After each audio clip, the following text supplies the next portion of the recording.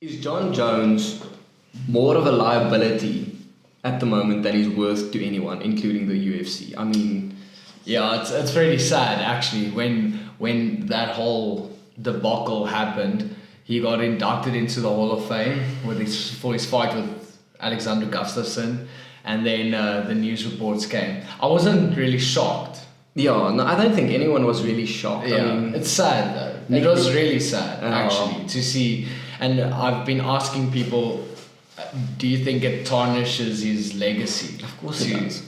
To like, and then some people say you can still, see him as an athlete, and then basically not ignore, but what he's done for the sport is doesn't have anything to do with his outside life. So I think you have to start thinking, how is this going to reflect on the UFC? Because I mean, the UFC just got legitimacy. Like, MMA is just in the last 10 years become a sport where it's really like a sport.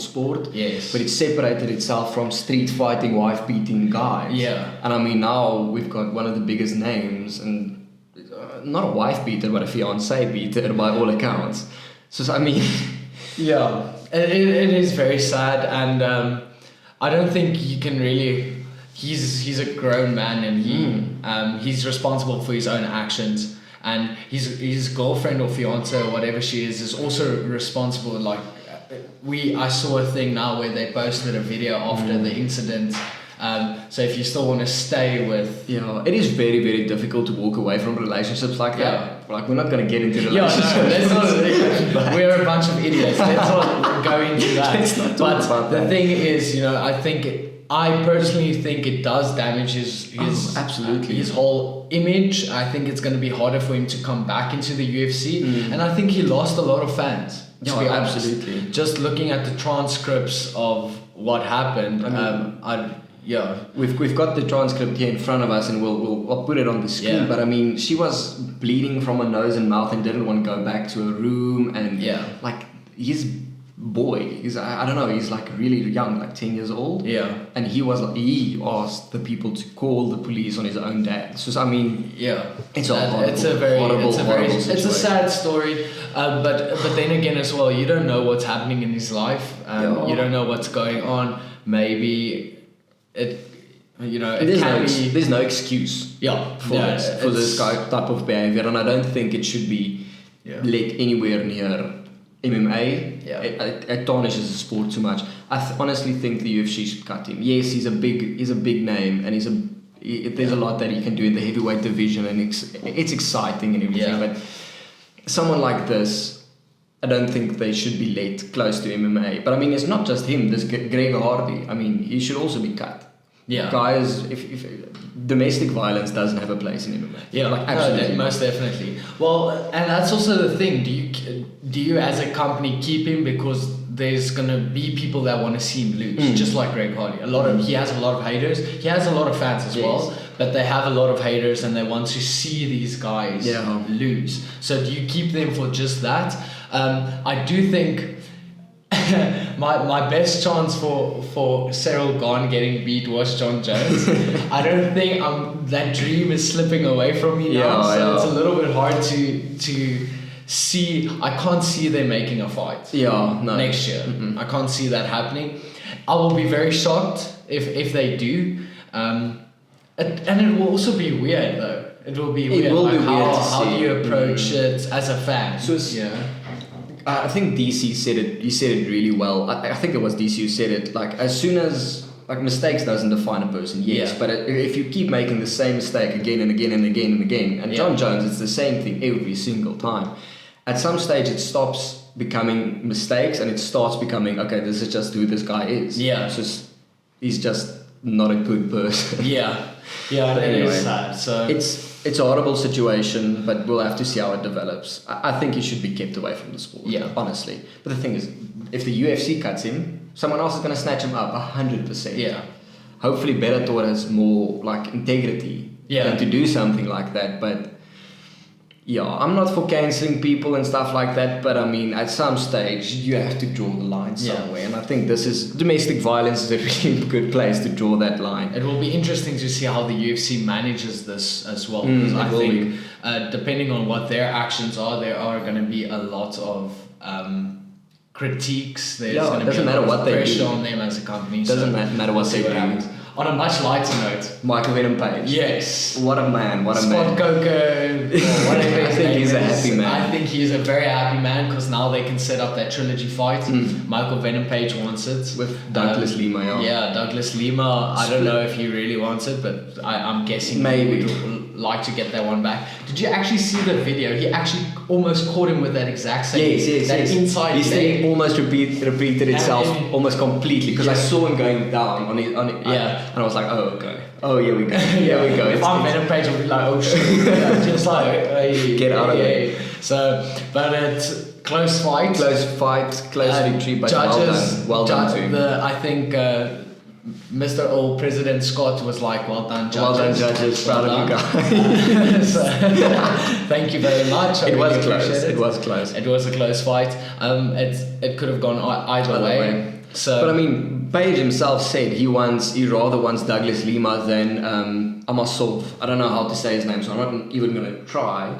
Yeah. But he hasn't been welterweight champ for long, and I think for Bellator, I mean, I'm not a massive Bellator fan, but I'll watch Michael Venom Page every day. Yes, no, he is the biggest name, I think, like in fan wise. Yes, I don't think he's one of the best in Bellator. I think they have a lot of very good talent. They do. But I think he draws and again, it's like people want to see him lose. So he has a lot of haters as well, and that's why so many people tune in to watch this fight. But I mean, that's what sells fights, is personalities. Yeah. I mean, Conor McGregor didn't get as big because everyone was a McGregor fan. Yeah.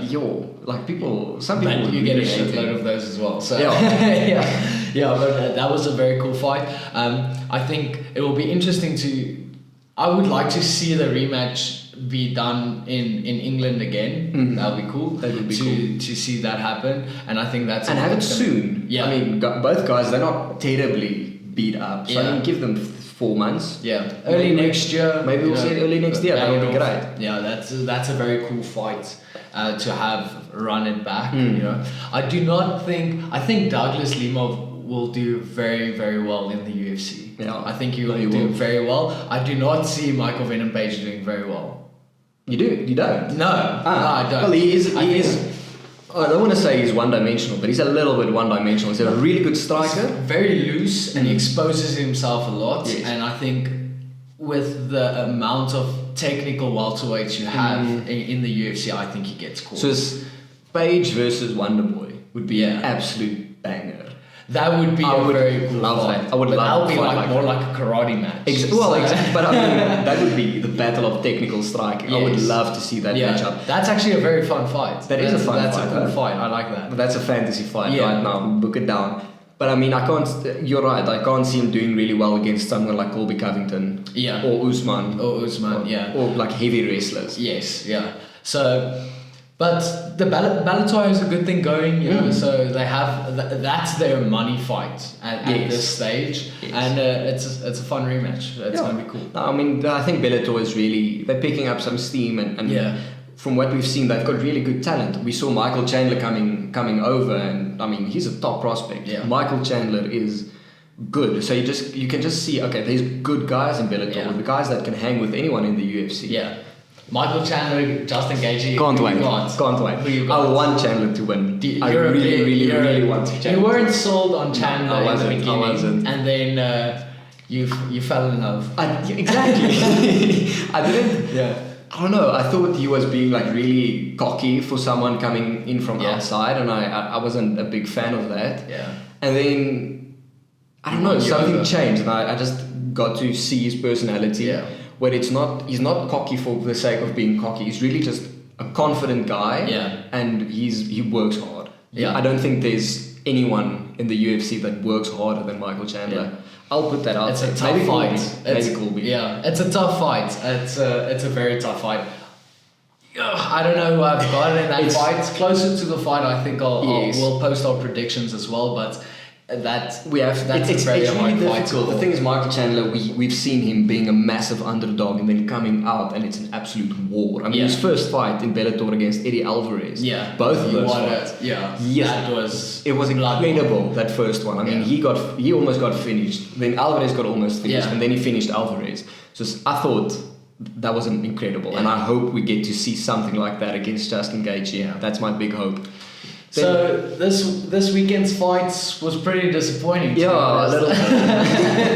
I mean, we had the co-main event, which Kevin Holland, which didn't go that well. Yeah, the thing is, I've seen a lot of debate online. Should it have been a no contest, or should it have counted as a loss for Kevin Holland? So I went and I looked it up. So a no contest should be declared when one guy is hurt accidentally by an illegal strike. Yeah. And he cannot continue. Yeah. Kevin Holland, he could continue, but he was so severely compromised. I think a no contest was fair. It is fair. Technically, it wasn't a great fight as well. No, but not the best. Yeah, and in the main event as well.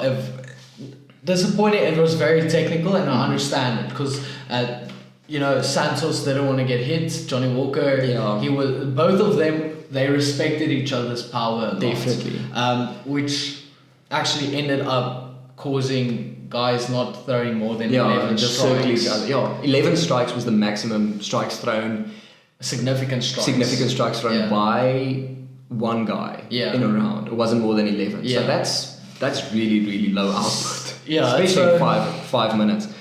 But I mean, I don't blame them. Congratulations to Thiago Santos. Yeah. Where do we go from here? That is the thing. It's very interesting as well because he has fought the top guys. Yeah, so he's beaten Blachowicz. Yeah, but because Blachowicz he came into the UFC with that 2-4 record, and then he went on a tear. Yeah. And the only guy he lost to when he went on that win streak was Thiago Santos. Yeah.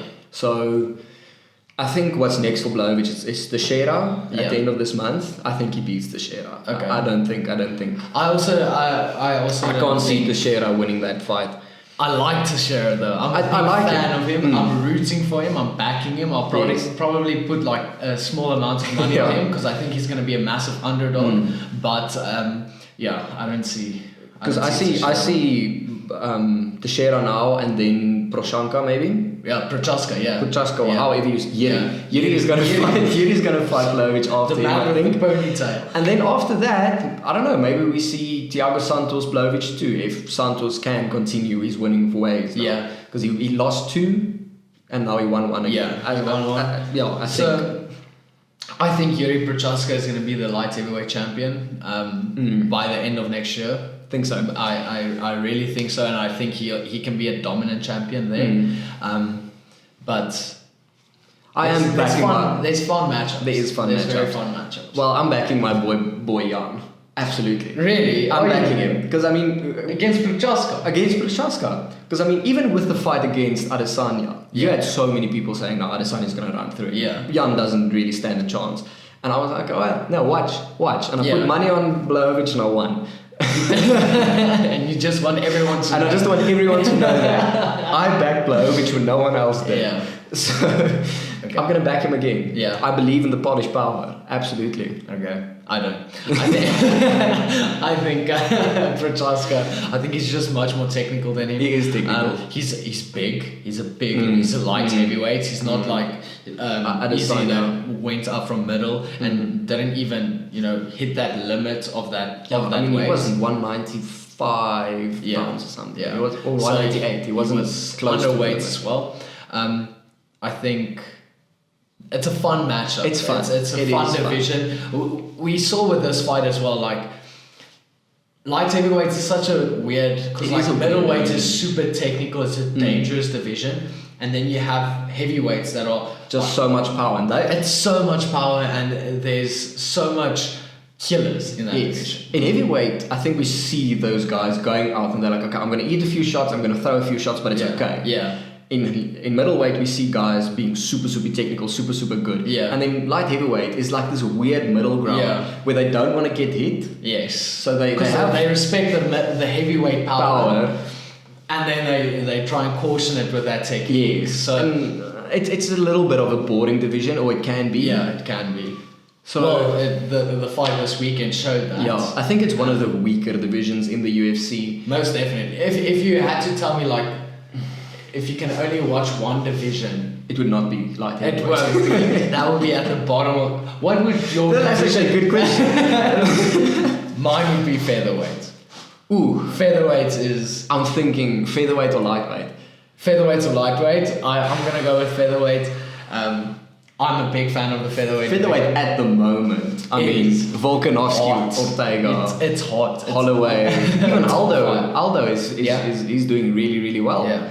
I don't think he captures the title again. I think. Well, isn't Aldo fighting bantamweight? Oh, shit. I think because he's fighting Rob Font. Yes, that's a fun fight. I think he beats Rob Font. I also think so. Aldo has. People sleep on Rob Font. When he fought Cody Garbrandt, that was a brilliant fight. I didn't expect him to win that. Yeah, no, that was. I think I wrote him off quite confidently, and then got surprised. Yeah, I got. But I mean, pleasantly even Giga in the featherweight division, we can't forget about him. Is so good. He is. I continue to rant about him, but he's very, very good. And something that I kind of Max. hope something this happens, where the next fight for Volkanovski, because he said he doesn't want to wait. He wants to get back in there ASAP. Yeah. And I mean, Giga isn't booked for a fight, is he? No, we have Max taking on Yair Rodriguez. We don't have Chikadze. We don't have a fight for Giga. I think he has to still step up in the ranks, because I think he's open. Yeah. Give me Volkanovski, Giga, and then the winner of that fight takes on the winner of Rodriguez versus Holloway. That's not a bad. You want to see Giga step up one. I want to see him fight one more before the title. Who would you give the winner of Max and Yair. Okay. Remember, Volkanovski was also in a war now. He was in a war. He was in a war, so he'll probably take some time off and heal. I don't think he's going to recover. Don't you think so?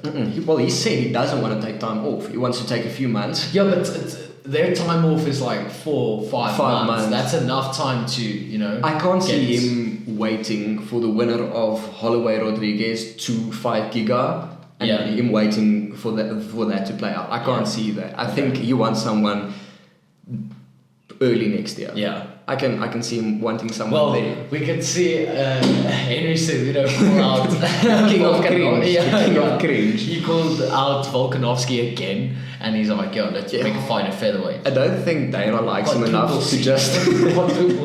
I don't think Dana likes Cejudo enough to sign him on. And Cejudo is also... Did you see the shape of Cejudo? Yeah, he looks like a walking beanbag. People can get out of shape and get back into shape. Have you seen Paddy Pimblett? Paddy Pimblett. Yeah. That looks scary. He looked like a proper. No offense, but he looked like a proper football fan. A proper English bloke. having a few too many Stellas. Yes, Stellas. Yeah. So ales. Yeah, what do they drink? Stella. I don't think they drink Stella. They love Stella. Stella is like the English beer. It's not an English. I think it's Belgian, but I mean. I don't know anything about English culture. I just saw the meme when the Euros were going on. I just saw the English bunch of memes about English blokes drinking Stellas and beating their wives. That's the only thing I saw.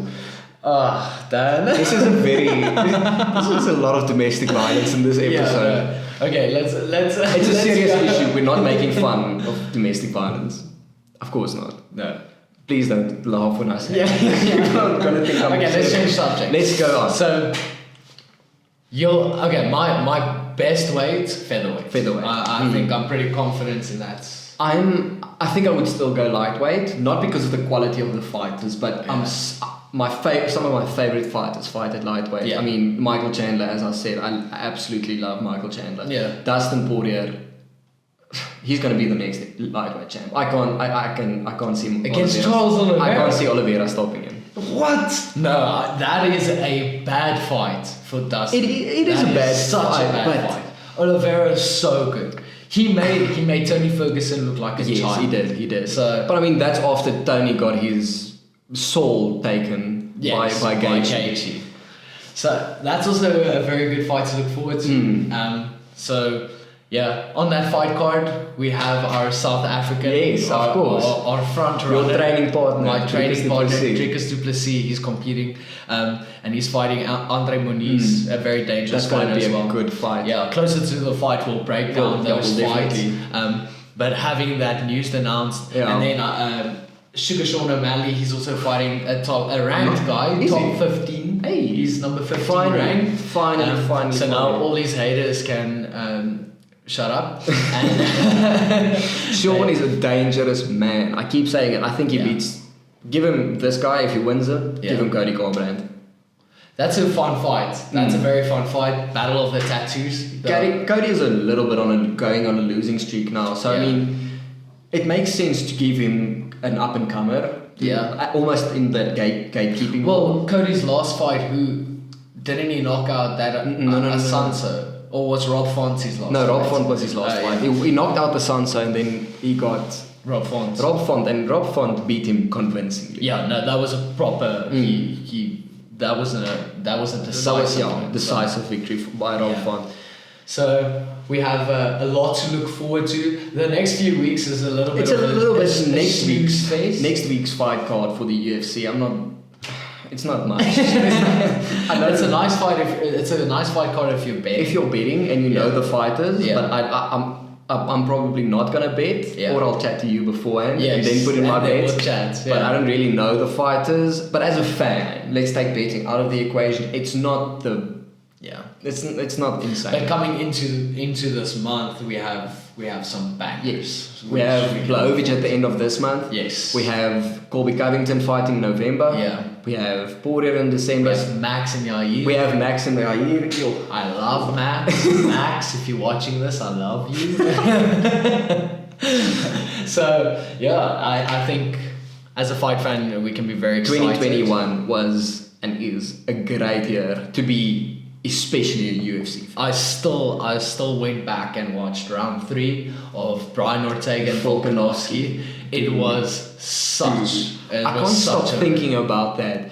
I saw a meme where they put it up. Yeah, where the guy. Well, the meme says if you get submitted, I can look at your phone. So, and then there's a picture of Volk. Yes, I love Volkanovski. Yeah. People, if you've watched last week's episode, even the episode before that, I love Volkanovski. I must say I wasn't sold on him. I said it in the last episode. I'm sold on him now. Yeah, absolutely. It's cool. But I mean, everyone's talking about the mounted guillotine, but people forget how tight that triangle was. Yeah, that was. Yeah.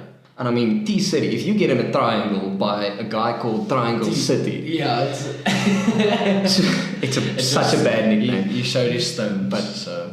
Impressive. Yeah. I know it's quite a bit in the past by podcasting and by UFC standards. By the time this goes out, it will be like 2 weeks? Almost 2 weeks? Yeah. But... Amazing. Good gracious, I love it. I love fighting.